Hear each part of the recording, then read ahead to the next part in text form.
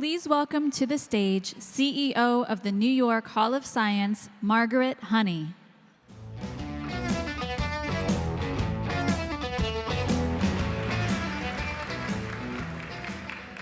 Good afternoon, everybody. I like to say I have the pleasure of running the house that Alan Friedman built. Yeah. Alan was such an incredible giant in the world of informal science education. He was a physicist by training, and before coming to New York, he ran the physics and astronomy program at the Lawrence Hall of Science.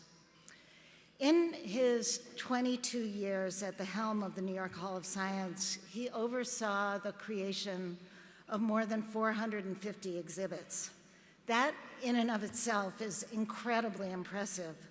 But I think his most important and lasting legacy was the creation of our Science Career Ladder program. More than 4,000 young people have worked as explainers at the New York Hall of Science, and some of you are sitting here in this audience right now. More than 2/3 of the program's graduates have gone on to careers in a broad and diverse range of STEM fields.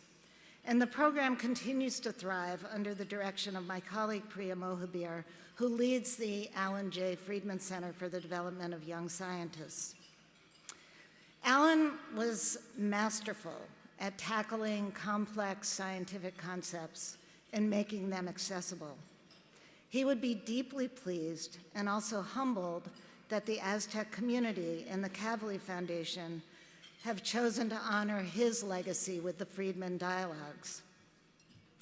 So to kick today off, I want to first, on behalf of Aztec's board, thank the Kafui Foundation for their continued support of the Friedman Dialogues, as well as their broader support of Aztec's listening and strategic planning process. So thanks to the Kafui Foundation.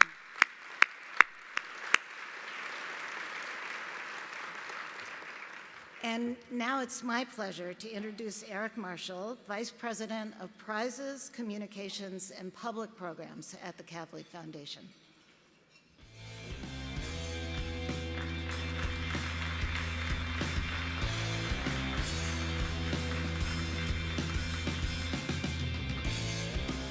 Well, thank you, Margaret, for that wonderful introduction. And I have to say, it truly is an honor to be here to sponsor the Alan Friedman Dialogues.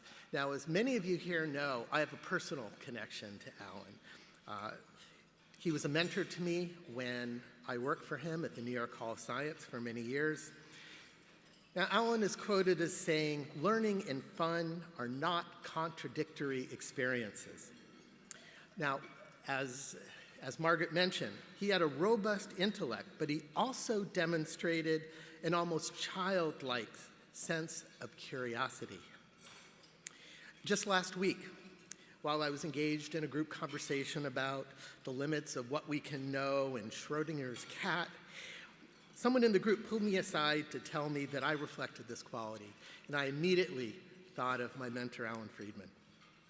So I'm now responsible for prizes and public programs at the Kafui Foundation, and the mission of the foundation is to advance science for the benefit of humanity, to support public understanding of scientific research, and to support scientists in their work. Our founder, Fred Kafui, said that the curiosity of the human being is what has brought us where we are here today, and I am confident that it will take us where we need to be in the future. So we truly believe that and honor all of you here today who engage the public in nurturing their curiosity. Now, the speakers here today will discuss what we can learn when we turn that curiosity to ourselves. And at least one of the speakers is doing that in an area that's of special interest to the Kafui Foundation, neuroscience. Now, the Kafui Foundation played a central catalytic role in nurturing and supporting scientists to develop their ideas for a national initiative, where we facilitated and convened meetings with multiple stakeholder groups for a year and a half until the BRAIN Initiative was announced at the White House in 2013. And we still support the BRAIN Initiative, including just recently a BRAIN Fair public engagement event on Capitol Hill, where we collaborated with the NISNet. And if you see Gayatri Das around, she has some great stories to tell about what it takes to bring brains into Congress. So we're also taking a lead role to support a multinational, international brain initiative, including work groups that are focusing on key common challenges that face all of the national initiatives, including things like neuroethics, tools and technology dissemination, education and training. So I'm sure today you'll all enjoy this conversation moderated by Ray Osmond. Now, Ray has very deep ties to the Aztec community. I've known her for years, and she oversees the informal learning program at the Center for Engagement and Training in Science and Society at Arizona State. She's in the faculty there of the School for the Future of Innovation and Society, the Consortium for Science Policy and Outcomes, and the Human Social Dimensions of Science Technology programs. And I ask you now to please welcome Ray Osmond. Thank you.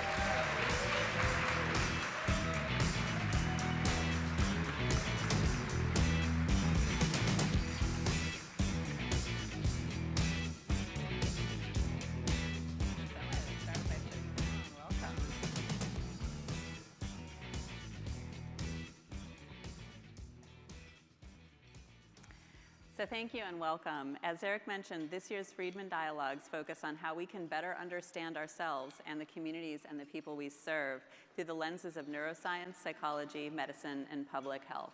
And in particular, we'll consider how current science in these areas of research can inform our work to broaden engagement in science learning and to engage diverse audiences.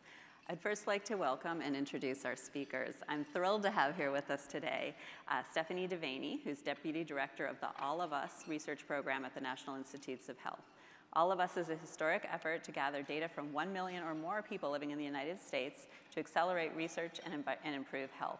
By taking into account individual differences in lifestyle, environment, and biology, researchers will uncover paths towards delivering precision medicine.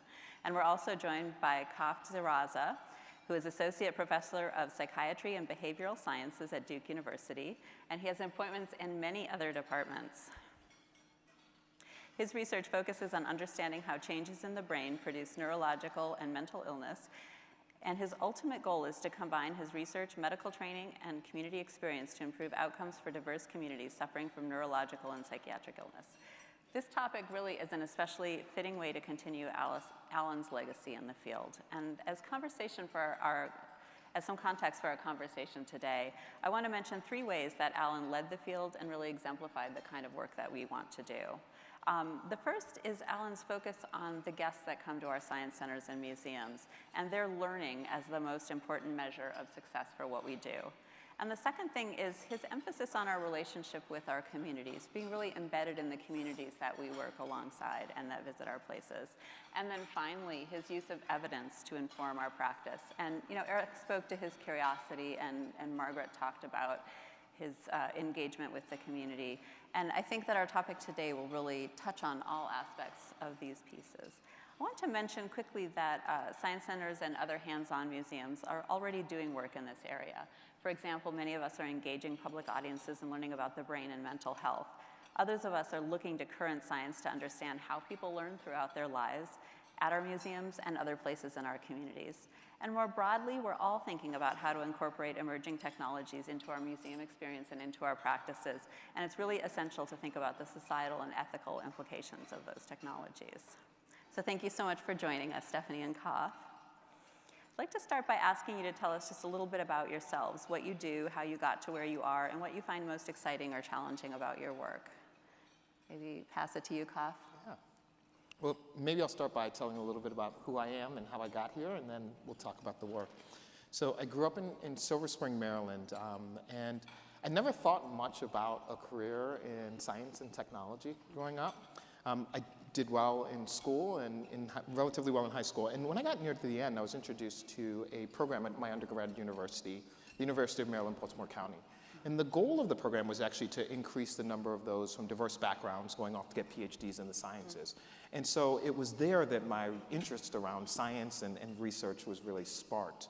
By the time I got to the end of undergrad, I became interested in neuroscience and neuroprosthetics and decided to get an MD PhD and went to Duke. And my first rotation was at the state psychiatric hospital, and my first patient was a veteran. And I started to imagine, as we were thinking about these ideas of neurotechnology and neuroprosthetics, could we use these same types of tools and technologies to ultimately help treat people who are suffering from mental illness? And so now I run a research lab at Duke in the departments of psychiatry and bioengineering, neurosurgery as well. Really thinking about how we can bring together science, technology, policy to transform the way we treat mental illness. I'm now working at 2 additional levels to think through challenges that our nation faces in doing this.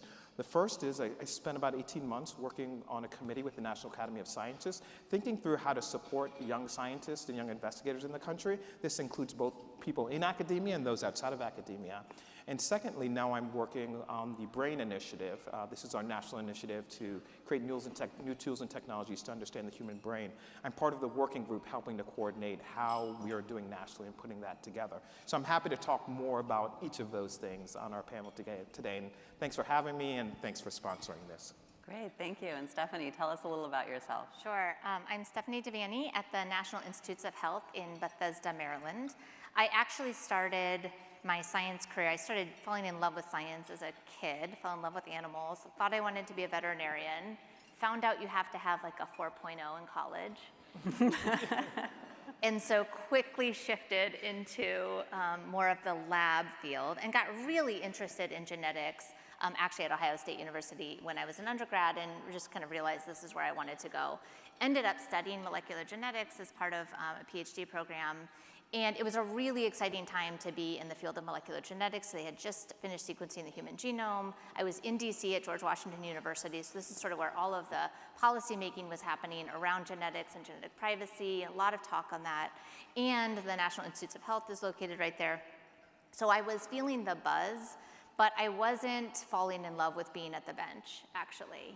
And so I learned 3 things. Well, I learned at least 2 things in grad school. One was that I loved science, loved it, and I wanted to spend my life thinking about science and helping to move science forward. And the second was that I didn't want to do that in a lab and fighting for funding and working on one specific problem. I wanted to have a bigger impact on science. So, which is why it's so fun to be here with all of you, because I know this is sort of what you guys are all driving towards too in your corners of the world and nationally and internationally. So then I immediately went into science policy right after I finished grad school, and have sort of been in that field ever since. Spent a lot of time at the NIH, at the National Institutes of Health, helping to move initiatives forward and realizing that you really could have a big impact if you were to get leadership interested in a topic, get some money invested into it, and get people inspired behind a mission. Ended up going to the White House in 2016, right after they announced the Precision Medicine Initiative, which is really based on this notion that we could take health data that we are now able to collect and store and maintain, and apply it in a way that to allow scientists to help us understand what are all of these little differences about us that make us different, keep us healthy, fail to keep us healthy, why some people get disease, why people who get the same disease, quote unquote, experience it differently, why treatments affect different people. So precision medicine really based on this concept of if we could just be able to ask some of these questions, we can learn how to treat people better. I then, and just maybe a year and a half ago now, moved back to the National Institutes of Health to help start up the All of Us research program, which is what I'm currently working on now. And our goal is to invite 1 million or more, hopefully, if we're successful, individuals living in the United States to join our study, to share information about all aspects of their life with us for decades, and then to open up all of that data to researchers of all sorts and sizes and shapes from across the country and outside of the United States, and just sort of throw our brightest minds at these really troubling health problems that we're currently dealing with, and hopefully over decades learning a lot about what the variables are that affect our health outcomes. So we are currently enrolling participants. We have about 115,000 participants that have already signed on to the program. We're hoping to get the other 885,000 in the next few years. We're going to be asking people to share their electronic health records. We're running whole genome sequencing on all of these individuals, surveys about your lifestyle, your health, your behaviors, where you live, where you grew up, all of those things that make us who we are, and centrally locate that data, and then hope to do great things with it. Thank you. You both touched on kind of the diversity of human experience. And in our field, we find that people's values, beliefs, life history can have a big impact on the way they experience our museum and what they learn in our places. I was wondering if you could talk about how people's backgrounds and ideas are pertinent to your research. Maybe Stephanie, start with you. Sure. Well, I mean, I guess where I'll start is that when we started this initiative, and even when it was sort of at its infancy, one of the very first things that we really emphasized and decided we would be devoted to against all other things, that this would stay fixed and we would move around and make it happen no matter what, was to really lean into diversity. So when we think about the participants that we're bringing into the program, that we're inviting to share their information with us, we are trying to really capture the diversity of the United States and even overemphasize it to some extent. So for us, it's about understanding how different communities see their involvement in health research, whether they've been invited in the past or not, and understanding what to them would be sort of the value proposition for a national study like the one that we're running. What it would mean for them, for their communities, for their kids and their kids' kids, understanding some of the trust issues that were justifiable in research to date, and trying to figure out how to actually work with those communities to bring them into this study. And we really are asking people to share a lot of information about themselves, so it does require a lot of trust. So from our perspective, in terms of building this program that we see as sort of a national treasure, frankly, and something that should pay dividends for all of us. I love that our name allows us to use these puns all the time. It means that we really need to build these relationships. We have to understand what it is that these communities want us to be using these data for, what types of questions we should be asking, what worries them the most about their health and their communities and their kids. So for us, it's about a whole bunch of different relationships, and that's taking a lot of our efforts. Mm-hmm. And for you, Kaf? Yeah, so most of my thoughts around diversity start off with a premise, and I'm happy for that premise to be challenged, right? But it's this idea that intellect is universally distributed. And so what that means is that if we're going to build the best systems or the best environments or the best research labs, it means being able to draw on talent from everywhere.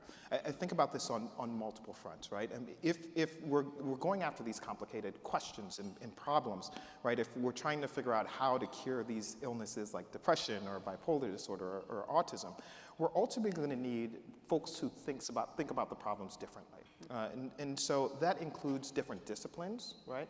For me, the brain is a challenge of biology, it's a challenge of physics, it's a challenge of math, it's a challenge of mechanical engineering as well. And so we've got to be able to draw talent from all of those different perspectives because we need that to solve the problem. But we also need to draw from people with different life experiences as well. If intellect is universally distributed, it means that the best minds sometimes lie in environments that our country isn't always used to figuring out how to mine and bring into the lab.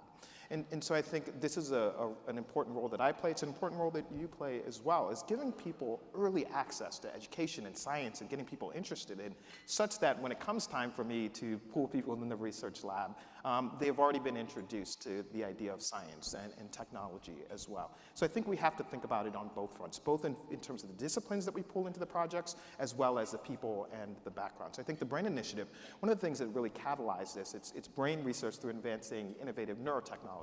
So it's the idea of bringing together nanotechnologists with biologists and theorists and mathematicians and bring them all into the same space to think about a single organ. It's been one of the real catalysts for the progress that we've made as well.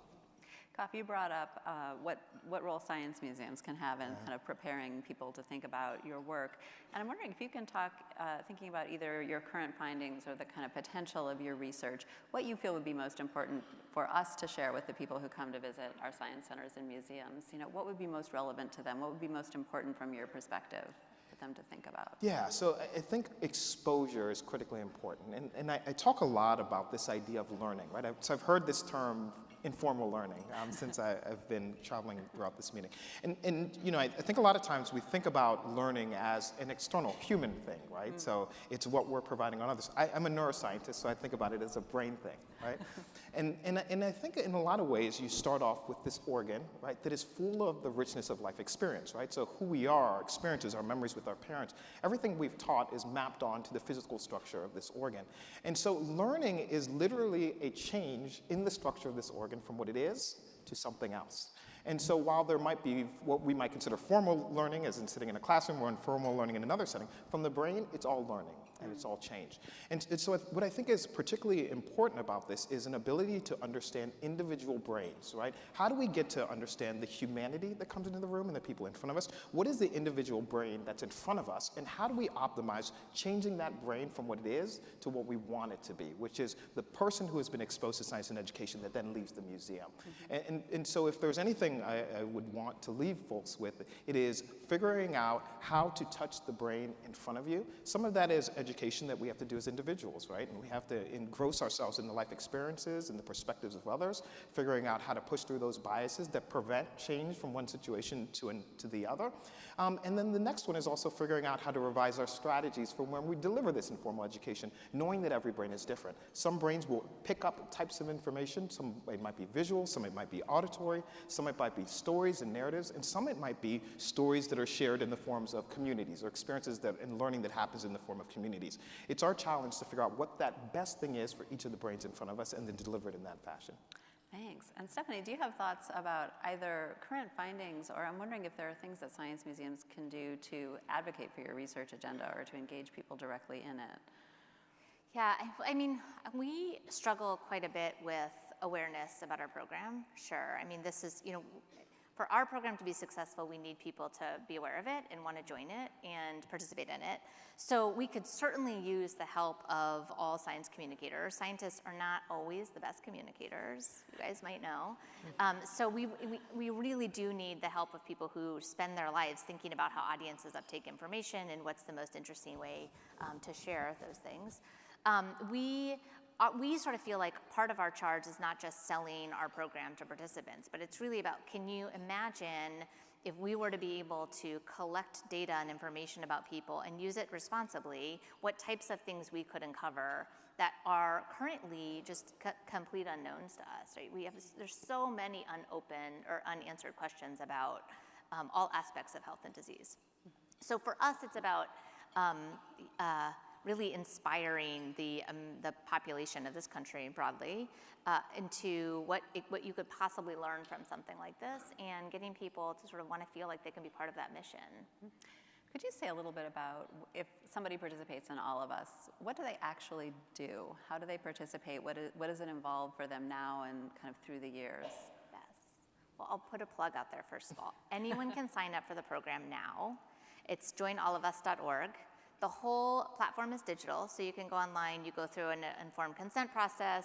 We then ask you, once you've gone through the consent, it's all electronic, there's some videos, and then we'll tell you what it actually means to participate, and then you make an informed decision about whether you want to participate.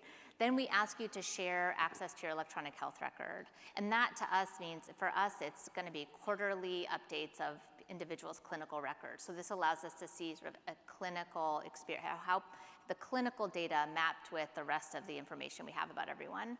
Then we send them through some surveys, all of this on an iPhone or in the internet or on your internet at home or through public libraries. We do have one partnership with a national library network across the country. We'd love to expand that to others to help people who don't have internet at home join the program, because we really are trying to get to all of us, and that means getting at folks who might be sort of caught in that digital divide or have some literacy issues around health and research and studies. And then, so we're asking a whole bunch of surveys about your basic demographics, where you grew up, your behaviors, your lifestyle, really trying to capture some of the things that we currently don't have mapped well.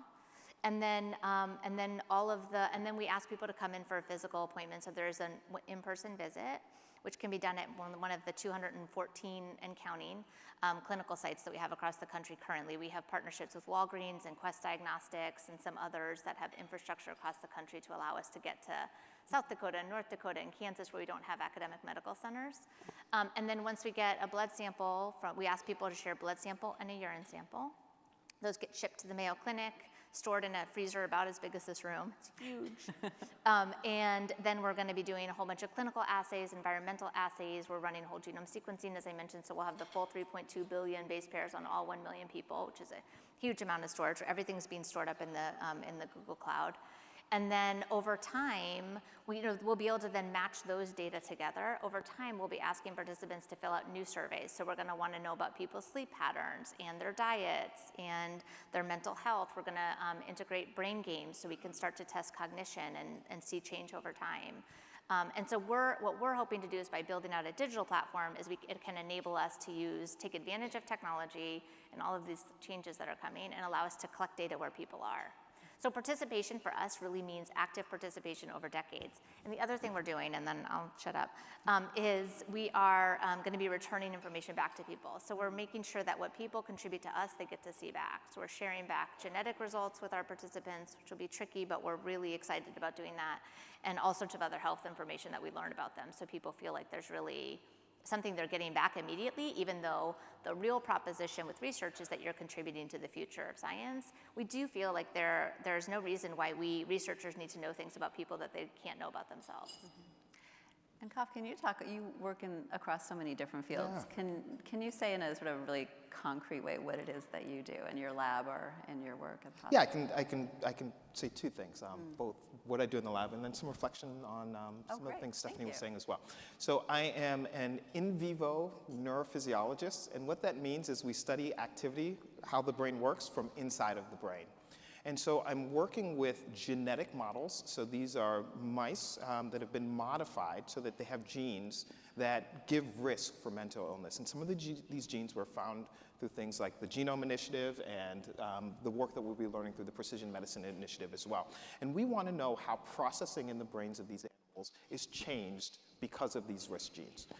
In another set of mice, we can expose them to drugs of abuse, whether it's opiates or alcohol or other stimulants. And in another set of animals, we can expose them to stress. And we basically want to know how these environmental and biological factors that give rise to illness in humans changes the way the brains of these mice work.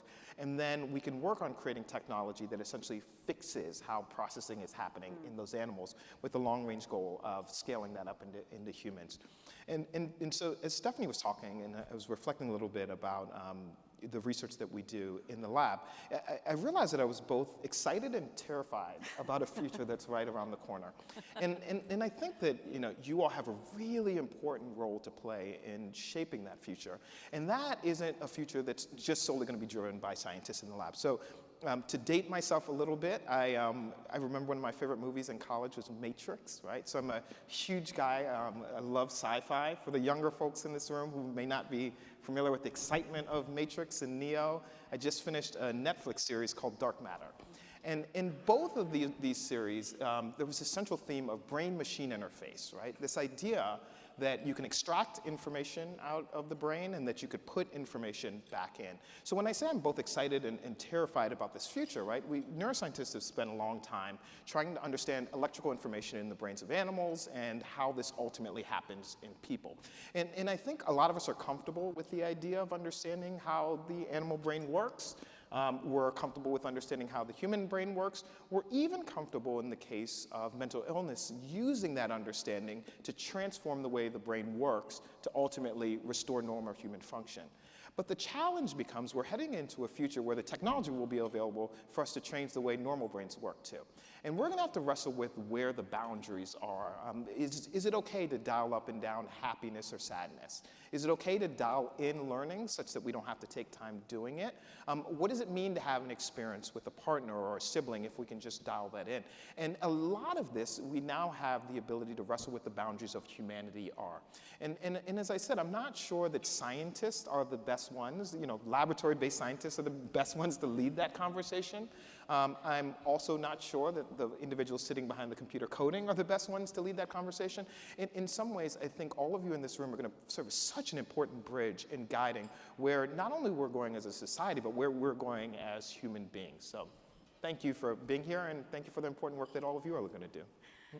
I think there was a similar moment in genetics, and it's still going on with all of the new technologies, but there was this moment, right, when the human genome was sequenced where everyone was really afraid of designer babies. And it became it sort of filled the space disproportionately to, I think, what the risk was. And what even the technology allowed. And there was a ton of conversation about it. So I think that's hats off to all of the science communicators. 'Cause I think actually what we were able to do was like have that conversation and then like move on from it and really understand, well, we now know how we feel as a country and the ethos around designing babies for, you know, non-disease reasons. And sort of moved into a place where we then started to see the genome as a huge potential. I wonder if you could talk, just to expand on what you've just said, each of you, talk a little bit more about who should be at the table and how do we wrestle with this? How do we get to the excitement and not to the terror of the future that you kind of envisioning? Yeah, so I think Stephanie gave such a great example, right? This idea of modifying genes and what that will allow us to do, right? And both in terms of mapping the human genome, but now even technologies like CRISPR, which allow us to modify, gene expression. And so I think it's going to be really important to have convening bodies, right? We've talked about Kafui and the work that they're doing around convening neuroethics. So as the BRAIN initiative is going on, we're simultaneously, even before these technologies come online, having conversations around neuroethics, right?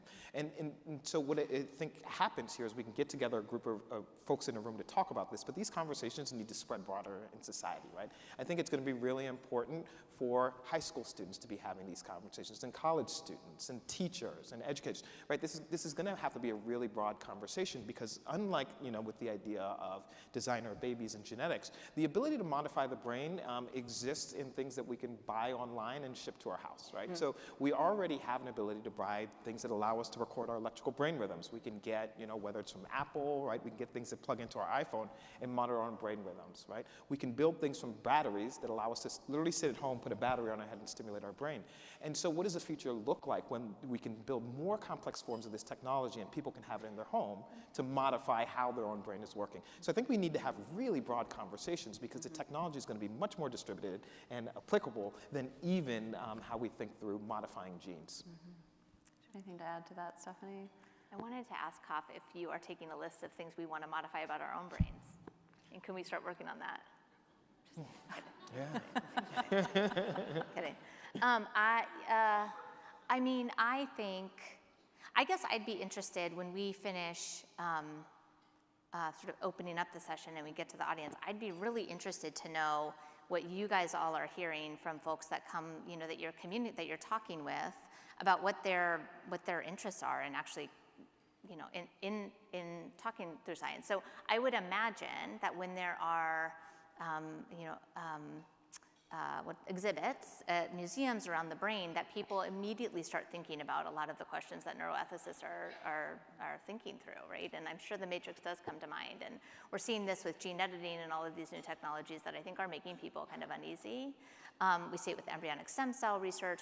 So it would be interesting, I think, for us to hear from all of you too during that discussion. What are the things that seem to come top of mind to people as they think about where the United States is going around science? That's great, and in just a minute or two, we'll turn it over and we'll throw it back to the audience to inform us. One more question before we do that, though. I just want to capture on the excitement piece. So there's lots of different futures that are out there, and how do we shape the one that we want to see? And I'd love to have just a sketch from each of you about what would be the amazing future. What would you like to see come out of your research? They're both big and amazing efforts, really complex. Where do you want them to lead? Yeah, so I'll say that on two fronts. One, I would love to see us develop and utilize technology that allows human beings to live their best selves. And this is both really tackling the challenges we face from a broad array of mental illnesses, as well as just thinking about things like how do we help human beings learn better. So I'll say that's on the first half. The second half is I would love to see us figure out some way how to unknit technology like that to make it universally applicable, right? So it's not just tied to those with resources, right? One of the futures I worry about is if you have like a device that could help people learn better and only those with a certain amount of wealth can access them, what does that further mean for society? And so I'd love to see both of those two things happen. Society bring itself along such that things are more universally distributed and we can think about people in a more balanced way, and then technology to help everyone rise together. That's great. Stephanie, how about you? I'm just going to go out on a limb here and tell a story that's not my story. It's the story of our director, but he is very open about his sort of personal past. So the director of our initiative at the NIH, Eric Dishman, comes from Intel. He was there for more than a decade and a half. And he had been struggling with, for about 20-something years, with a diagnosis of cancer, and had been told over and over and over again that he was on his sort of final treatment, had all sorts of really harsh cancer treatments. The cancer was in his kidney, and so he was treated for cancer kidney for two decades plus. It was starting to kill him, of course, because these treatments are so harsh. But he was working at Intel, a very sort of well-connected, sophisticated, working right in the health industry in Silicon Valley with all of these major technology firms out in the West. And had a friend come up to him at the very end, and he was just about to go into dialysis because his kidneys had started to fail. Someone came up to him and said, or one of his colleagues said, we really need to sequence your tumor because the technology is available now. This is around 2008. And it's wildly expensive, but we can help because we have a large organization and we can do the sequencing for you. So they ran a cancer panel on his tumor. He held off on dialysis for a few months while they figured out what was going on. Turned out that the molecular profile of his kidney cancer was actually looked much more like pancreatic cancer and what a lot of the drugs had been designed for in the pancreatic cancer sphere. So treated him with the most promising pancreatic cancer treatment available at the time, and he's been cancer-free ever since. So he talks about this openly all the time. I know, it's really amazing.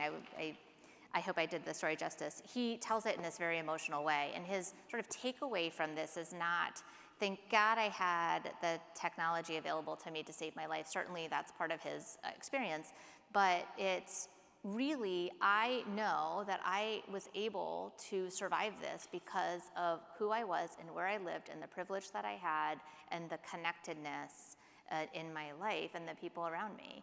And so when he got offered, he was about to relax for a minute of his life, and Francis Collins came to him and said please, and President Obama came to him and said, please run this initiative for us. And he saw this as an opportunity, which is why diversity, we've been so hard hitting on it in the beginning because there's so much we don't understand about disparities in this country. But his driving mission every day, and he comes back to this all the time, is there's no reason why we all can't have this same experience, right? This is the country that can allow that for sure. So I just wanted to emphasize on Kaf's point. I think I'll leave it at that. Well, can I add one more thing? Since we have please. Actually, how much time do we have? The other thing I would really love to see, and I haven't really talked about the researcher side of things yet. We have all of this data that we're hoarding right now and protecting safely. We will be opening it up to researchers next year. And we are really inspired by the idea that we could use this resource to enable young scientists and scientists who aren't well-resourced and don't have a fancy lab where they have all of the software tools that they need in order to run analyses. But they can come to the cloud environment where our data lives. They can use it mostly for free. They don't have to spend the money trying to enroll 1 million people and gather all this data. We've done that for them. And so they can really just take advantage of the fact that the data's there, and if they want to ask a question about how a drug, how someone's lifestyle interacts with the drug they're taking or with a disease, they can do that on our platform and hopefully get a leg up in their science career. So we are, as we're building out the environment, trying to make sure that it can actually be usable by many different types of scientists. Thank you both. So now we have time, about 15 minutes to hear from the audience. And I think we'd both love questions for the panelists, but also Stephanie has posed a question to you of what you're hearing from people that come to your museums, to your science centers, that could be useful for Kaf and staff. I think we have runners with microphones that can come through the crowd, waving white pieces of paper. Do we have music while we wait for the questions? Yeah, where's the Star Wars music, you guys? Like the Imperial March right now. No? Okay. This is precision microphoning.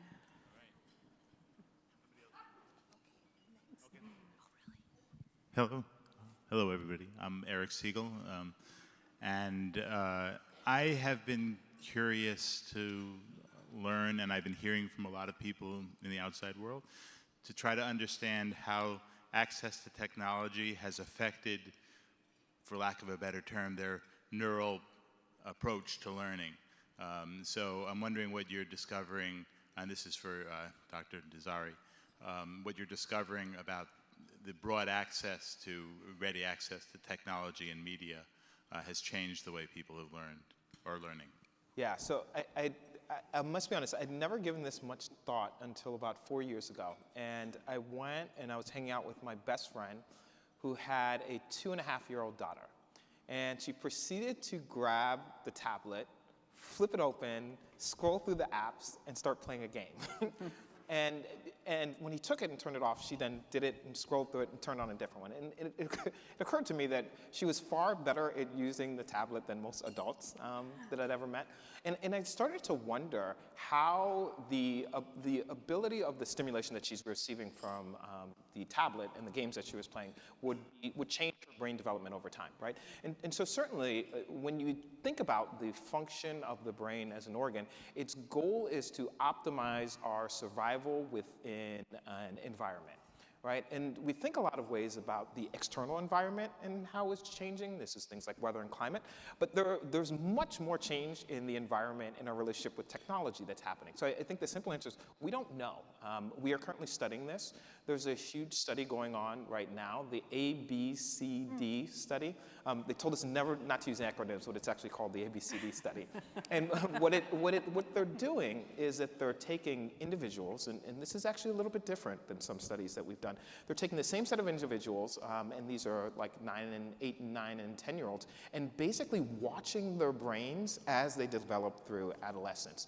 And so we don't have the answers yet, but this is a question that's rose to importance enough that we are actually studying this now. And we'll be studying everything with from technology to exposure to drugs, all of that, and how that influences brain development over time. And I think once we have a better picture of that, we can then make some policy choices around that. So we've been talking to the folks at the ABCD study as well and trying to figure out if there are certain measures that they're doing that we could incorporate in our study when we start enrolling children so that there's some interoperability there. And apparently one of the protocols they get asked about the most is the screen time protocol. So like how kids are interacting with screens and for how long and how parents are handling this. And I have watched my daughter try to scroll a magazine. Yes. True. Yeah. True, it's true. It's incredible. Yeah, it's incredible. Yeah. A question? This is a question that starts for Dr. Devaney. How are you defining researchers? And is there going to be an opportunity for community science, AKA citizen science, AKA PPSR? And will there be support for those very communities you're saying we have a trust problem with to develop their own research with you? Great question. So yes, we actually started calling them citizen scientists, and then we heard that not everyone's a citizen, and so they prefer community scientists, and so I'm imagining that will be an evolving term. But for the researcher, the curiosity-minded individual who wants to ask a question of our resource, we are building out policies for how we can make sure that those individuals are who they say they are. And that goes for all scientists. So any researcher that comes, we're going to go through ID proofing. So there's just some safeguards that we need to put in place and be sure that someone is accountable in case the data is misused. But we're building out policies to allow for researchers that are not affiliated with a university or a pharmaceutical company or a government agency, and really want to promote the use of this data even in high schools and community colleges and getting individuals using the data in a way that where they are sort of supported by our platform. To the question about communities themselves, yes, so we have a number of participants who are already participants in our study who are on our governance bodies, so they help us make decisions about the program, and we've been asking them a lot about this. You know, would you imagine yourself wanting to get access to the data? And this would include their data, but everyone else's as well.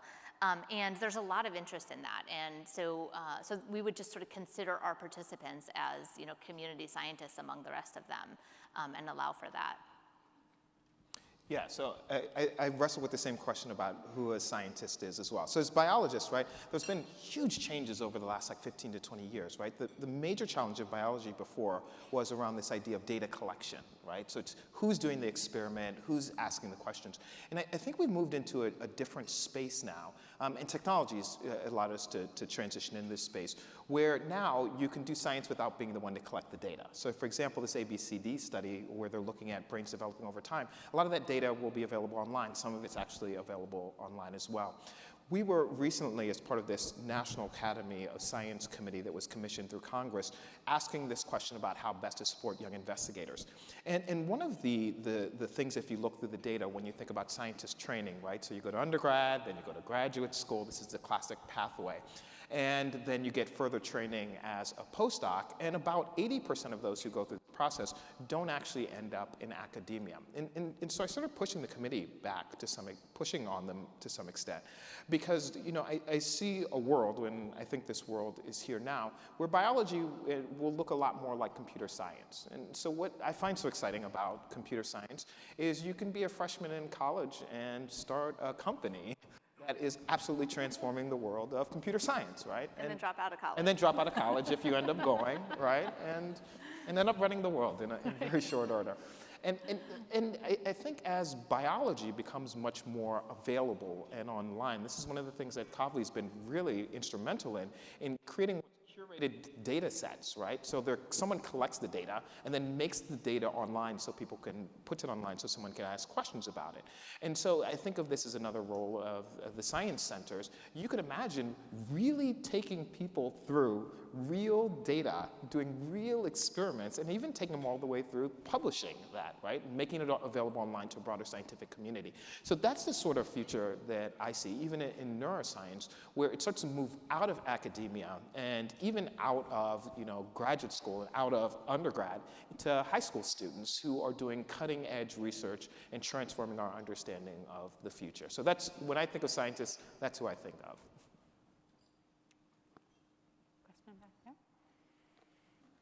So my question is also for Dr. Devaney, and I was wondering about, as you're collecting all this data about people and their health, is there also data following their attitudes and their experience with the health profession, specifically with their doctors? And I'll give you a context as someone who has spent 7 years getting a diagnosis because doctors didn't believe me about my symptoms. I know that I'm not the only one and this is a problem. So is that also something that will be tracked? Yeah, I've never gotten that question before.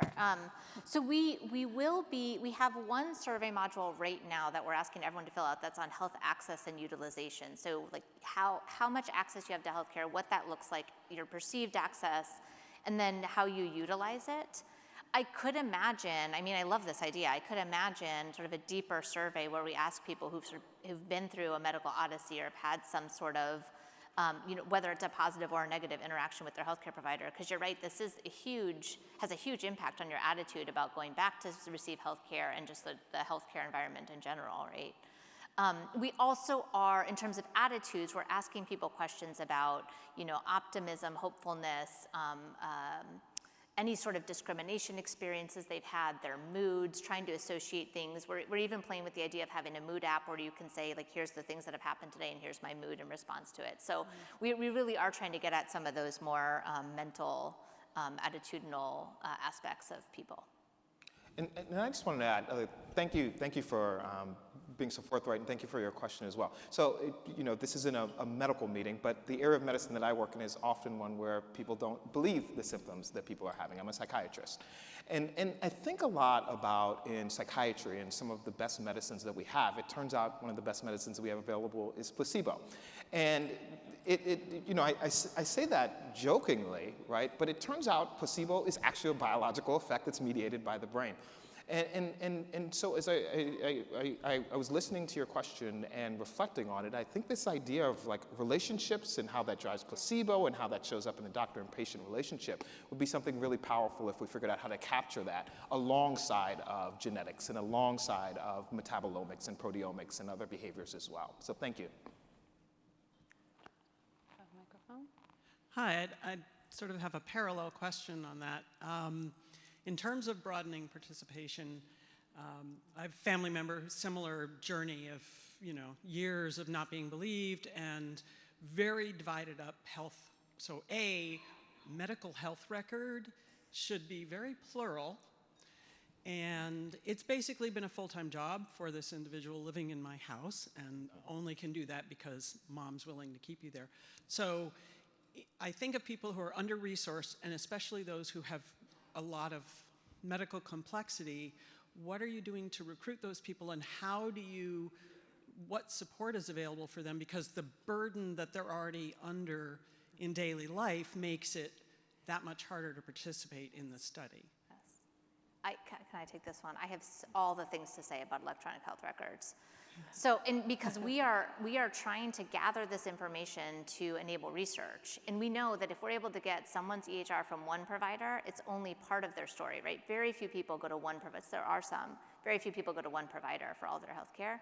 It is so challenging in this country to gather EHR data in a format that matters or that makes sense to you.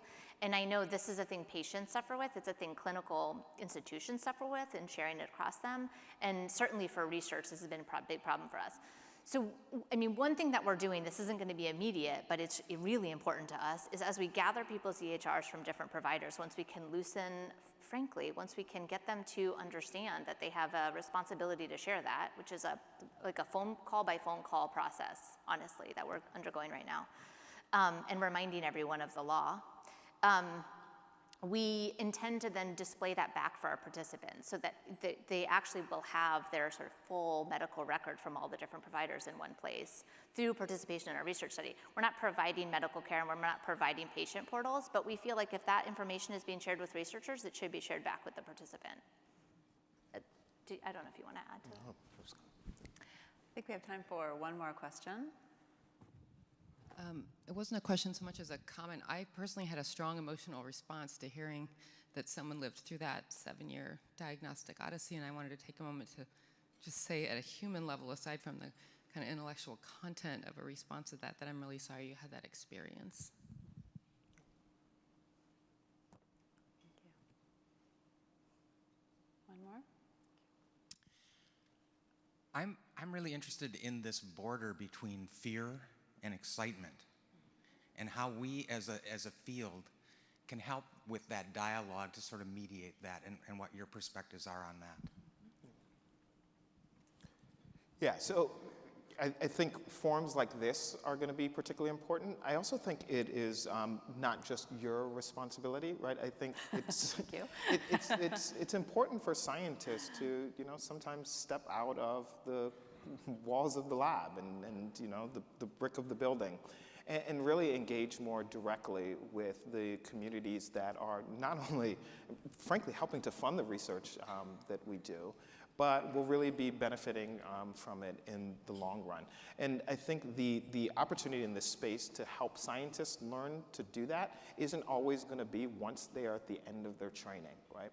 And so for me, when my undergrad experience, very early in my training, as I was starting to think about research, I was also thinking about scientific communication, and I was also thinking about broader engagement as well. So if there is a way for you all to partner with scientists earlier in their training and to build that as part of their experience, I think you'll find something on the other side that helps society navigate the difference between excitement and terror much better as well. Thank you. Stephanie, anything to add? All right, I want to give you each an opportunity to maybe leave us with one final thought or one kind of wrapping up comment. Shall I start? Yeah.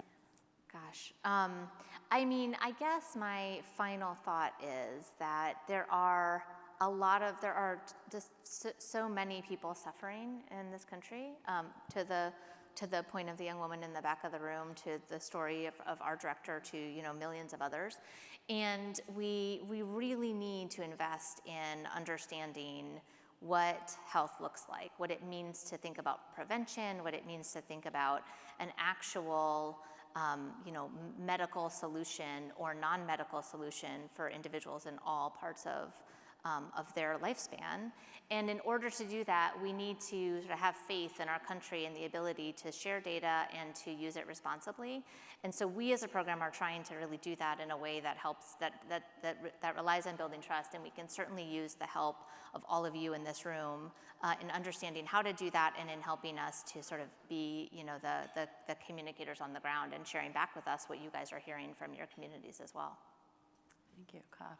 Yeah, my final thought, and I'll take everything I said and try to package it up, right? So I think one of the major challenges and why our difficulties around diversity arises is because human beings are incredibly oriented towards sameness, right? We all do it.